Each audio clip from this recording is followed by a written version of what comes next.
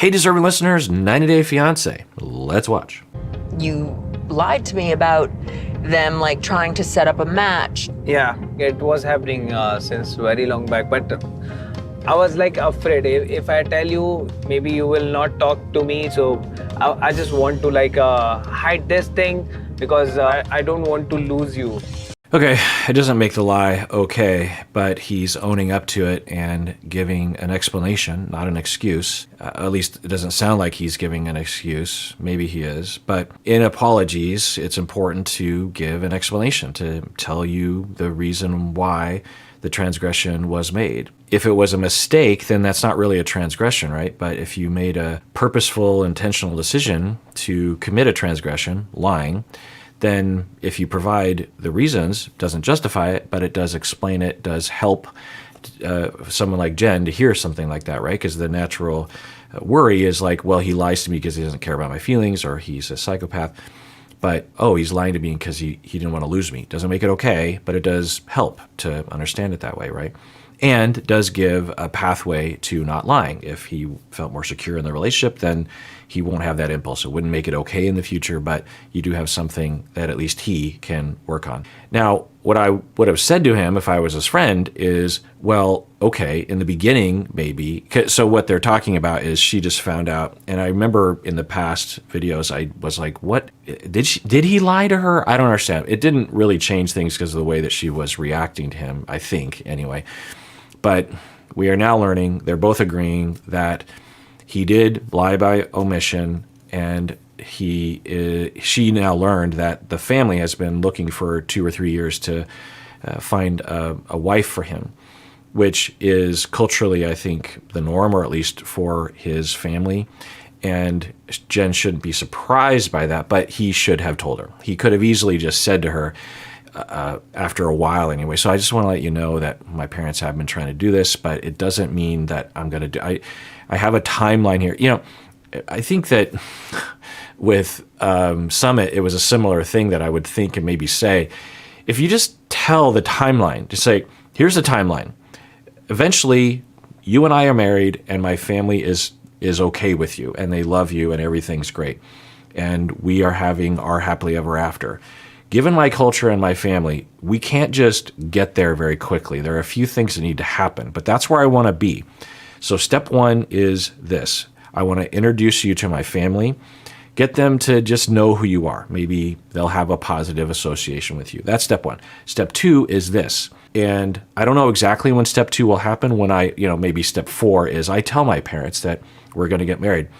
And then step five is deal with the aftermath. Step six is, and here's what it's probably going to look like. And here's the expectation. But they almost never do that. People almost never do that, because I don't think people think that. I think that way. I think in terms of phases and steps, and how are we going to get there? Here's what I want to do. How are we going to get there? You can't just race there, and you can't deny the fact that there are many steps to get there, right? So I imagine that Jen might benefit from that, because he just keeps avoiding it. It's like, well, everything's going to be fine. Don't worry about it. Like, I'm working stuff out. And anyway, so we're finding out that he did lie by omission, because I was wondering if that actually did happen. I'm so sorry about it. There's nothing else I'm There's going to nothing find else. out. Nothing else. I'm not going to find out anything else. Yeah.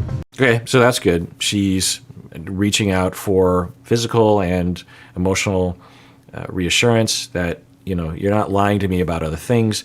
And of course, I'm guessing there's a part of her that's thinking, well, I can't really know that, but that's my hope anyway. And that's usually, especially in the beginning of a relationship, you just don't know. And there's no way to know. Because, for example, for us watching and for Jen, there's no way to know that he isn't lying about a number of things, because there's just not a history there. There's a lot of opportunity for deception and bad behaviors. So you just don't know, but you just have to hope and build trust. And when you lie, like Rishi did by omission, then it really sets that trust back, right?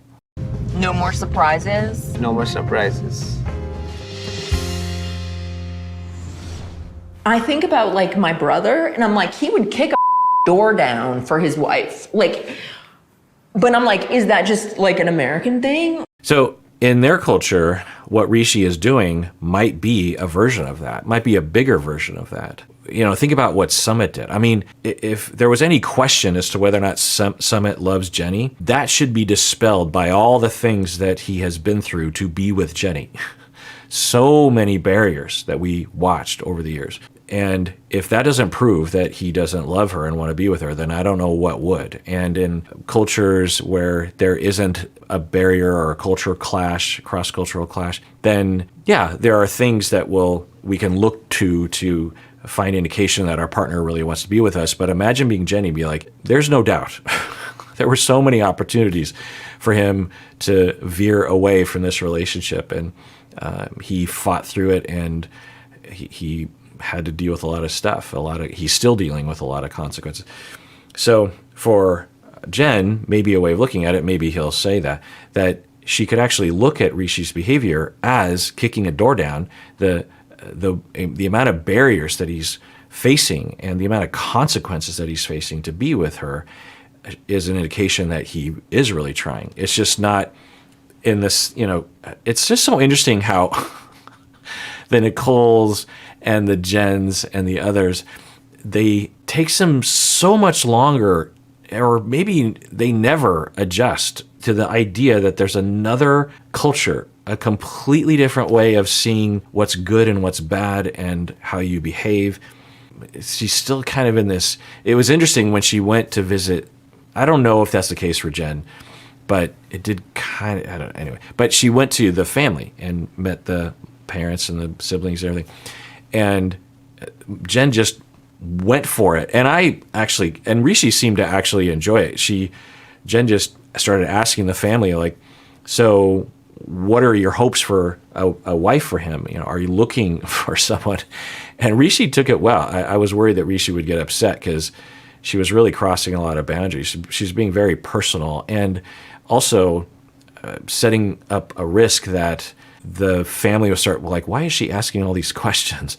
Because I think Rishi's on one of those timelines. Anyway, she just seems to still not why is it easy for me to understand that Rishi has to overcome a lot of barriers, but Jen can't? And Jen obviously has a lot more contact with his culture. She is in the country. She's been with Rishi a long time. It's just interesting. It's almost like there should be some sort of class. Like, are you dating someone from another culture? Watch these videos. Like, if you ask me personally, it's all depend on Rishi. It all depends on him. Yes.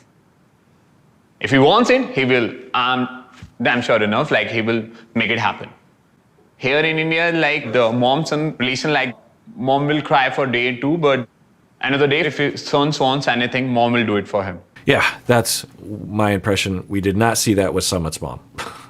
It's been years, way beyond a day or two, and the mom is not making that adjustment. Full of Jan. She has been traveling from one country to another only for him. His family should know everything. She deserves that respect at least. I believe the best way Rishi can prove his love is genuine, let the entire world include his family, that they both are engaged.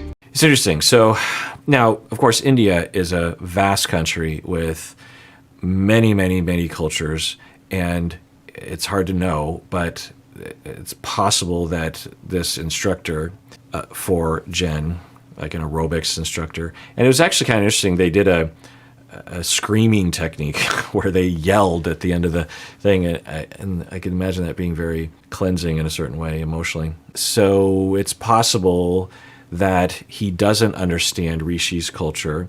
It's also possible that he does, but according to him, the friend of Jen, he is saying that it is weird that he's not telling his family. Sure, the mom will have a reaction for a day or two, but she'll get over it. I mean, I can't help, and I keep bringing up Jenny and Summit and of course, again, India's a vast country with a lot more people than the United States, 3 or 4 times as many people in the United States, and a lot more history, a lot more, subdivisions of culture, this kind of thing. Of course, Summit isn't necessarily a natural translation there, but it's sort of confusing because, like, you have Summit's mom and the way that whole thing went, and not just Summit's mom, but the dad and a lot of other people that were being talked about. The brother and the sister-in-law also were pretty rigid in terms of, from my cultural lens.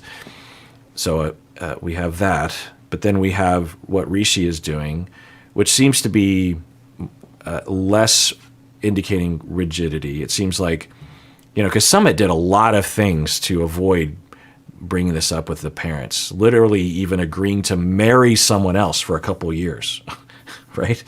So we haven't seen that from Rishi. So it seems like Rishi is far from that, meaning that either the culture or Rishi's parents are much more flexible, or Rishi has not those kinds of traumas that Summit had from the mom, seemingly. And then you have this instructor that's basically saying that, yeah, there'll be a little bit of, so there's a spectrum. And I'm guessing, though, that the way that this individual is framing the situation, he doesn't necessarily know how the parents of Rishi would react to it. I'm guessing he's underestimating that. I'm just going to trust it, because Rishi, I don't know, so far he seems on the up and up. I don't know. You've watched ahead, so I'm guessing that, or I don't know, maybe there's been revelations that he is a sleazebag. But the way that Rishi comes across, he seems like an honorable person, someone that is mostly honest, on the up and up, genuine, authentic, and that when he says it's going to take a bit of time, I tend to believe him. And I don't know if this instructor necessarily knows the situation, but I don't know. It's a red flag. To me, there was nothing about those messages that made me uncomfortable. Jen, he sent me a photo of him with his shirt off. I'm sending it to you right now. Wait, when was this? Okay, so we're learning that the friend that was not catfishing, but honeypotting, I think is the term, or something, honey something, because she's trying to trick someone. Anyway, and she is now saying that Rishi sent her a picture without his shirt on. Okay, well, what does this mean? Let's see what the evidence is. Want to do, so I didn't tell you. And, I try to give you advice and you don't take it. I'm telling you now, hoping that'll maybe give you some clarity. But I just sent you the screenshots.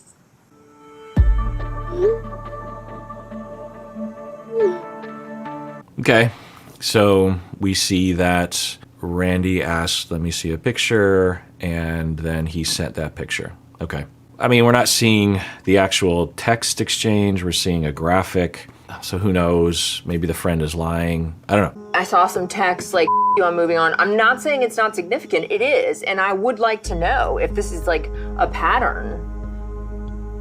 It does look suspicious, and I get that.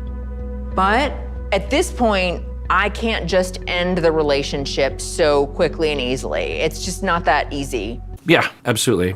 I think a lot of people might be able to sympathize with that. I think a lot of people would criticize that, but it's case by case basis. Everyone's different.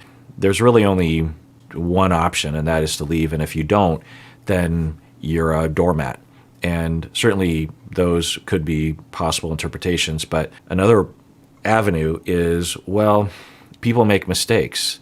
I've made mistakes. They've made mistakes. And, if everyone that makes mistakes was broken up with, there would be no relationships in the world. So maybe it's something to overcome. Maybe he was weak. Maybe he didn't think we would be together, or they were going through a fight. Maybe it was during that fight or something. It doesn't make it okay, but there's a way to manage it. It doesn't negate the possibility that he loves me and wants to be with me and would be a good partner. There's a lot of myths out there. Once a cheater, always a cheater. You'll hear that. And that's just scientifically not true. It's just not.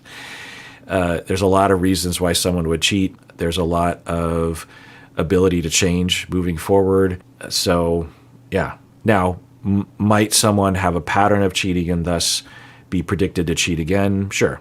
But having cheated once, having cheated when you were in college, having cheated when you were in a very difficult spot doesn't justify it, but it does provide context. So I think, well, that's what she's saying is, I think our relationship is too important to me to let this completely negate the possibility. It's something to work on. Let's talk about it. Let's figure it out. What's going on with him?